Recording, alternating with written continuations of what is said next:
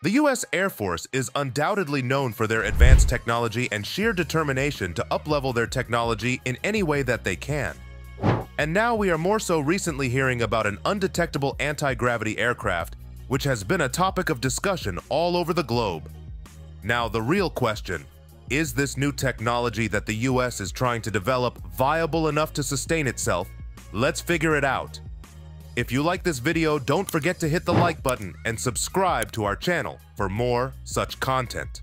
Stealth aircraft are designed to avoid detection using a variety of technologies that reduce reflection, emission of radar, infrared, visible light, radio frequency, RF, spectrum, and audio, all collectively known as stealth technology. The F-117 Nighthawk was the first operational aircraft explicitly designed around stealth technology. Other examples of stealth aircraft include the B-2 Spirit, the B-21 Raider, the F-22 Raptor, the F-35 Lightning II, the Chengdu J-20, and the Sukhoi Su-57.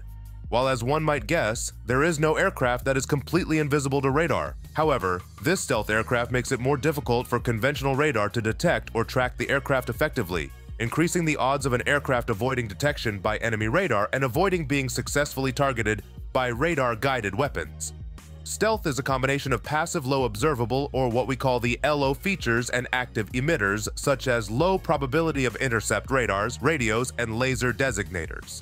These are typically combined with operational measures, such as carefully planning mission maneuvers, to minimize the aircraft's radar cross-section, since common hard turns or opening bomb, bay doors can more than double an otherwise stealthy aircraft's radar return.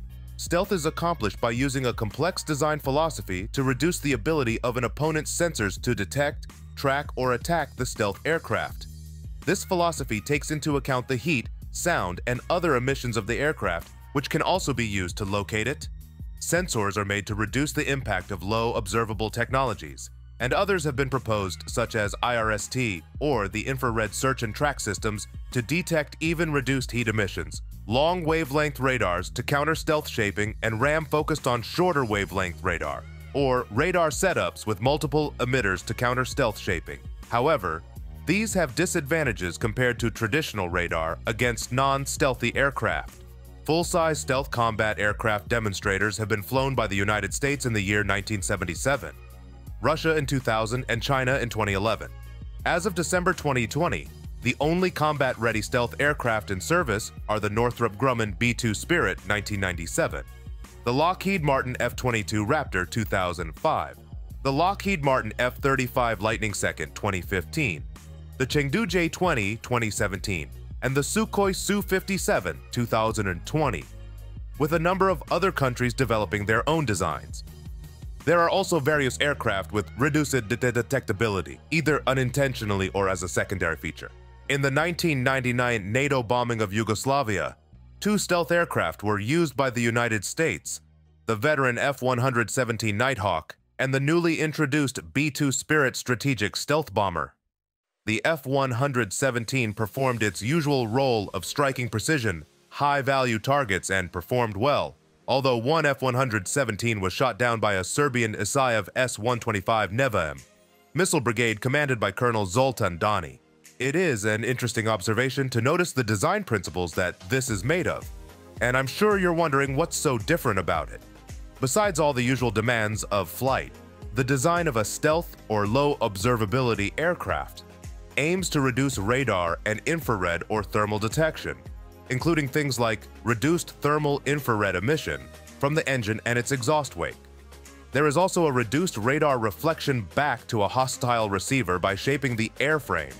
Reduce radar reflections from the airframe by the use of radar absorbent materials, RAM, or radar transparent materials such as plastics. It is to be observed that there is a reduced radar detection from exposed internal surfaces such as the cockpit, weapons bay, and engine intake ducting. Reduce infrared and radar detection during adverse weather conditions.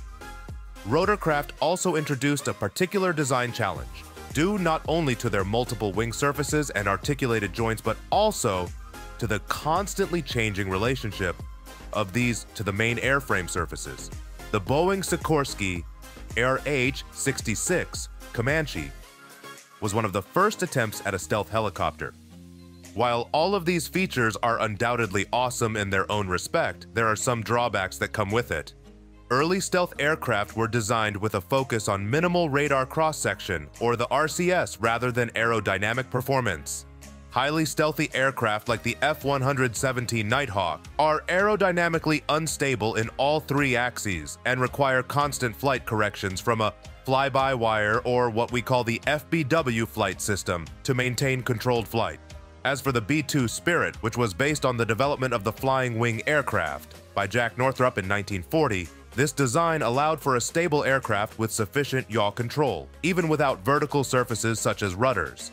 There are more limitations to this, which include both the aerodynamic and electromagnetic reasons. Earlier stealth aircraft such as the F-117 and B-2 lack afterburners because the hot exhaust would increase their infrared footprint, and flying faster than the speed of sound would produce an obvious sonic boom, as well as surface heating of the aircraft's skin, which also increases the infrared footprint.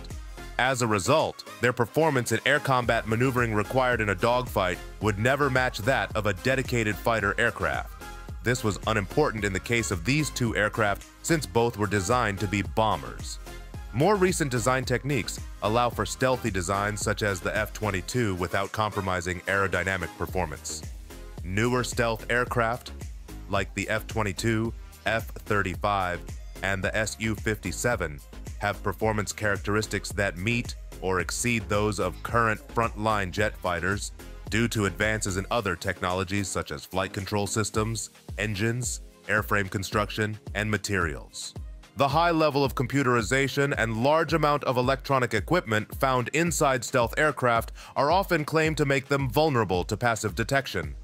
This is highly unlikely, and certainly, systems such as Tamara and Kolchuga, which are often described as counter-stealth radars, are not designed to detect stray electromagnetic fields of this type.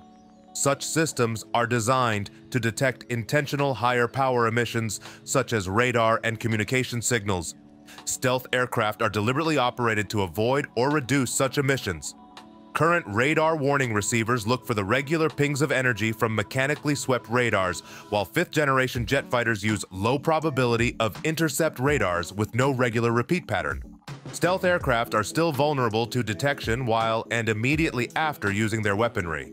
Since stealth payload, reduced RCS bombs and cruise missiles is not yet generally available, and ordnance mount points create a significant radar return, stealth aircraft carry all armaments internally.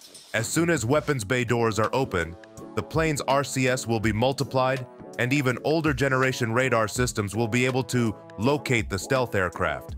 While the aircraft will reacquire its stealth as soon as the bay doors are closed, a fast response defensive weapons system has a short opportunity to engage the aircraft. This vulnerability is addressed by operating in a manner that reduces the risk and consequences of temporary acquisition. The B-2's operational altitude imposes a flight time for defensive weapons that makes it virtually impossible to engage the aircraft during its weapons deployment. Citation needed. New stealth aircraft designed such as the F-22 and F-35 can open their bays, release munitions, and return to stealthy flight in less than a second.